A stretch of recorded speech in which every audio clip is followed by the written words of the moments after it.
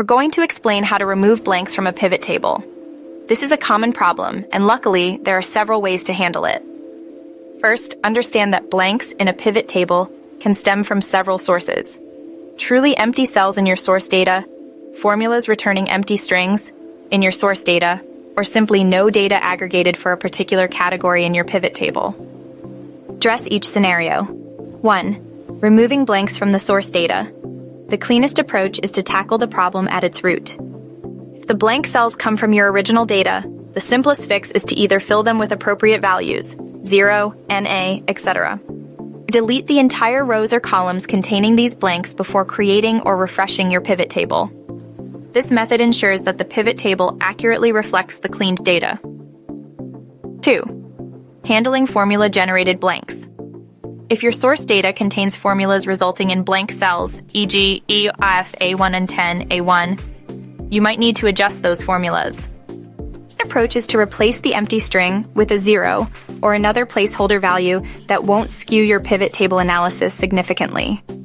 Alternatively, if you prefer to keep those blanks meaningful, we'll address that in the next steps. 3. Filtering blanks in the pivot table. Let's assume you can't alter the source data. You can filter out blank items within the pivot table itself. To do this, click on the drop-down arrow in the field that displays the blanks. You will typically see a checkbox for blanks.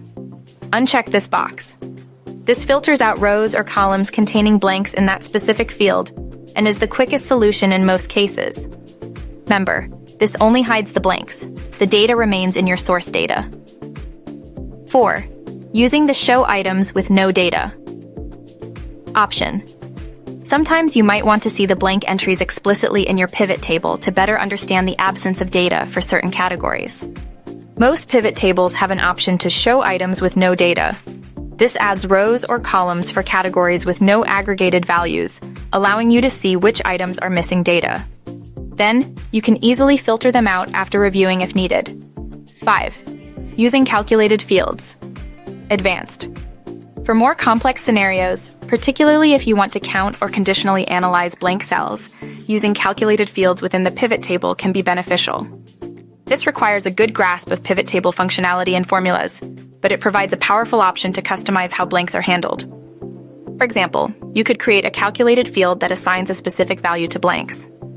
By following these steps, you can effectively remove or manage blank entries in your pivot tables, leading to cleaner, more insightful data analysis. Remember to choose the method that best aligns with your data structure and the specific context of your analysis. The first option of cleaning the source data is always preferred if feasible, but the other options provide useful alternatives.